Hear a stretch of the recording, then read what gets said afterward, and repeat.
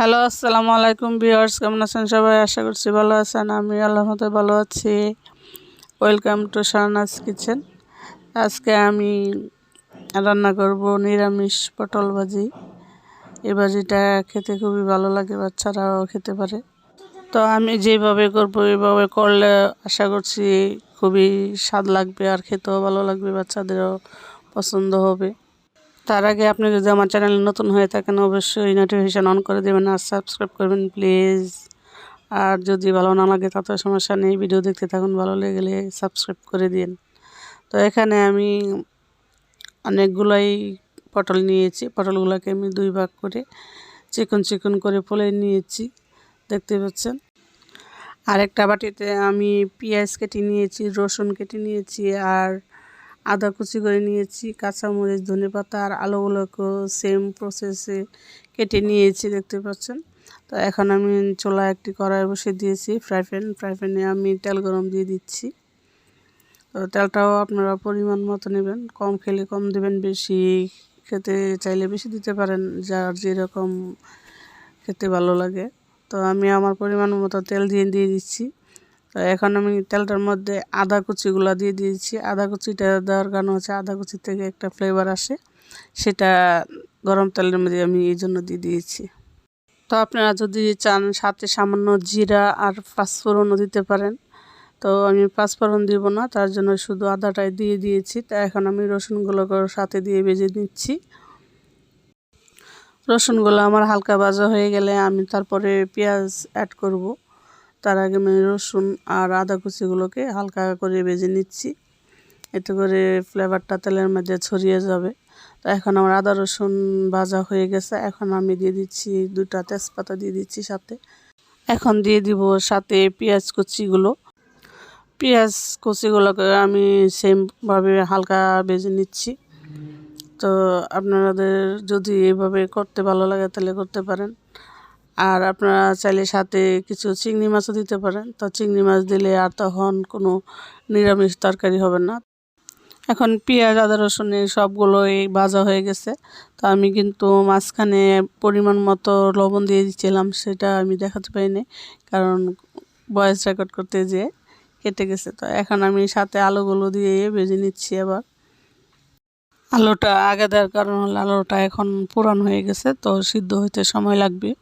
আর ওইটা তো সবজি, তো সবজিটা দ্রুতই সিদ্ধ হয়ে যাবে। তো আমি আলুটাকে এইভাবে হালকা নাড়াচাড়া দিয়ে তারপরে আমি সবজিগুলো দিয়ে দেবো এটার মধ্যে।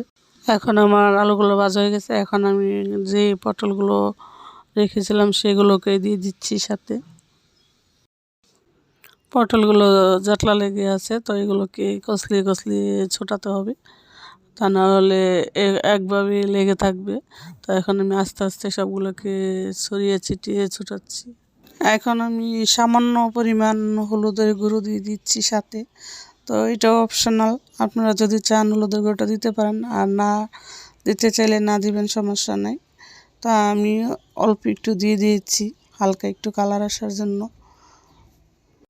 তো এখন আমি দিয়ে দিচ্ছি 1 চামচের কম ধনিয়া গুঁড়া। তো ধনিয়ার গুঁড়াটা নিরামিষ সবজিতে যায়, এই জন্য আমি ধনিয়া গুঁড়াটা দিয়ে দিয়েছি। আর আমি বেশ কিছু কাঁচামরিচ দিয়েছি। এখনকার কাঁচামরিচটা জাল কম, তো তার জন্য আমি কাঁচামরিচটি একটু বেশি দিয়েছি, যেহেতু সবজিগুলো এখানে অনেকগুলাই, তো তার জন্য আমি কাঁচামরিচটিও একটু বেশি দিয়েছি। আর আপনারা যদি চান সাথে মরিচের ফাঁকি দিতে পারেন, তো আমি মরিচের ফাঁকি দিলাম না। তো এখন আমি ঢাকনা দিয়ে ঢেকে রাখবো কিছুক্ষণ সময়।